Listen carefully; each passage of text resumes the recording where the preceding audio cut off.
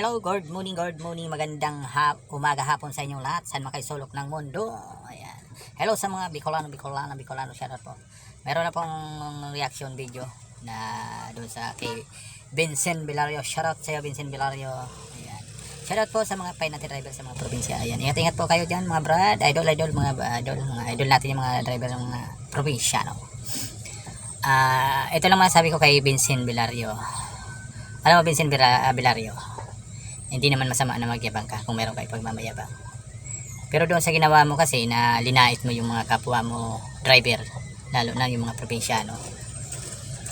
Alam mo, Brad, yung naranasan mo sa Manila, o ano man naranasan mo, dapat sinir mo na lang na ganun nangyari sa'yo. Alam mo, yung sinasabi mo na hindi namin yung naranasan yung 12 oras na kayo nagka-traffic sa pier, yung git-gita na ano sa mga pagpapasok sa pier, yung kumakain ka, nagugutom ka, kumakain ka ng alikabok. Subukan mo magbiyahe ng probinsya para malaman mo. Dapat nagsishare ka na lang yung kaalaman mo, i-share mo doon sa iba na alam mo na sila ay kulang pa sa kaalaman sa pagmamaniho. Hindi, dinait mo lahat dinait mo mga probinsyano. Alam mo ba gaano kahirap magbiyahe ng probinsya? Yung dinadaan yung papuntang Bicol, kung gaano katarik.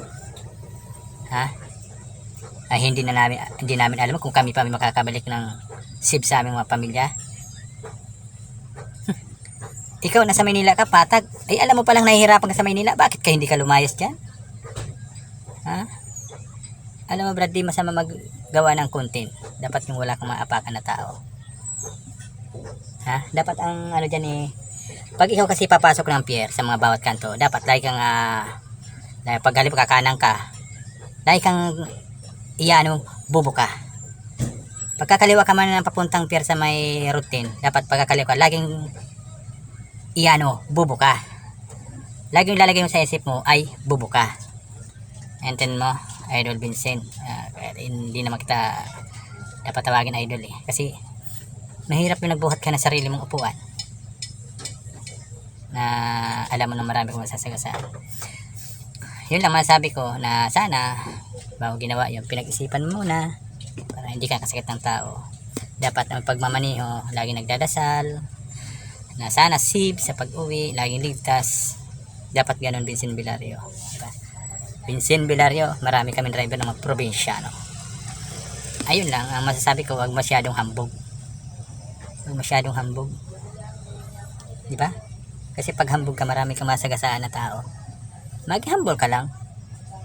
Kung ano man ang naano mo sa pagmamaniho na naranasan mo, share mo doon sa iba. Share mo na ganito nangyari sa akin. Alam mo sa amin gaano kahirap yung dinadaan namin, napakatarik. Kaya mo yon? Ay yung dinadaanan mo, sinasabi mo yung ahon ng Tagaytay saka yung ahon ng papuntang Antipolo, wala yan sa biyahe ng probinsya. Kaliwat kanan, bangin. Kung di mo na kaya dyan patagaran sa Manila, lumayas ka, pumunta ka ng bundok, doon ka magmaniho. Ayan, yun lang. Shoutout sa pamilya mo. Sana pag nagawa ka ng content, wala nang masasagasaan. Hindi naman masama na magawa ka ng content, basta tama lang. Ayan, shoutout. At yun lang. Shoutout sa pamilya mo. Bye bye.